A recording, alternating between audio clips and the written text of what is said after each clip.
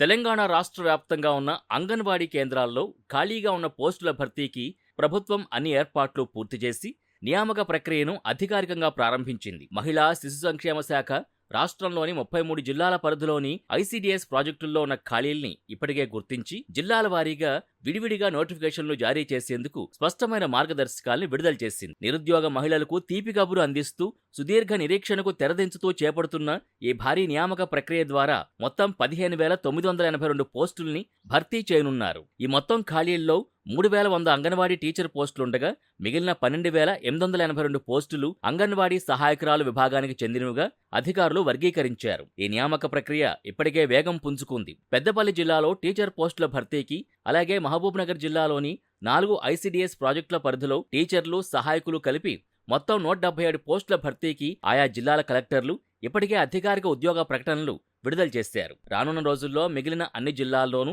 ఇదే తరహాలో స్థానిక అవసరాలకి అనుగుణంగా విడివిడిగా నోటిఫికేషన్లు వెలువడనున్నాయి. రాష్ట్రంలోని 2 మల్టీజోన్ల పరిధిలో ఉన్న ఖాళీల వివరాల్ని అధికారులు స్పష్టంగా వెల్లడించారు.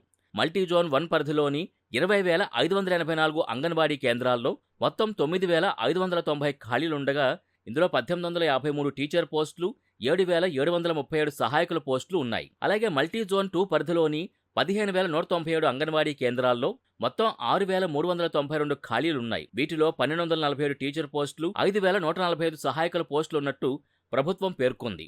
ఈ అంగన్వాడీ ఉద్యోగాల నియామకాల్లో స్థానికత అత్యంత కీలకమైన నిబంధనగా ఉంటుంది. దరఖాస్తు చేసుకునే అభ్యర్థులు ఖచ్చితంగా సంబంధిత గ్రామం లేదా వార్డులో స్థానికులై ఉండాలి. అలాగే గిరిజన, ఆదివాసీ తండాలు, గూడాల్లోని పోస్టులకి స్థానికంగా నివసించే ఎస్సీ, ఎస్టీ మహిళలు మాత్రమే అర్హులవుతారు. వాస్తవానికి ఈ పోస్టుల్ని ఏడాదిన్నర క్రితమే భర్తీ చేయాలని భావించినప్పటికీ నియామక విధానంలో పారదర్శకత కోసం ఇతర రాష్ట్రాల సర్వీస్ నిబంధనలపై సుదీర్ఘ అధ్యయనం చేసి వ్యవస్థను బలోపేతం చేసేలా సరికొత్త నిబంధనల్ని ఖరారు చేశారు. కేంద్ర ప్రభుత్వం ప్రవేశపెట్టిన అంగన్వాడీ నిబంధనలకు అనుగుణంగా రాష్ట్ర ప్రభుత్వం ఈసారి విద్యా అర్హతల్లో ఎంపిక ప్రక్రియలో కీలక మార్పులు చేసింది. గతంలో ఉన్న అర్హతల్ని సవరిస్తూ అంగన్వాడీ టీచర్, సహాయకుల పోస్టులకు పోటీపడే అభ్యర్థులకు ఇంటర్మీడియట్ ఉత్తీర్ణతను కనీస విద్యార్హతగా తప్పనిసరి చేసింది. దీంతో పాటు ఎంపిక ప్రక్రియలో పారదర్శకత కోసం కొత్తగా ఇంటర్వ్యూ విధానాన్ని కూడా తీసుకొచ్చారు. ఇందుకు సంబంధించి ఇంటర్వ్యూలకి అనుమతిస్తూ జీవో నెంబర్ 4ని ప్రభుత్వం జారీ చేసింది. ఈ సరికొత్త ఎంపిక విధానంలో ఇంటర్ మార్కులకి 70% వెయిటేజీ ఇస్తూ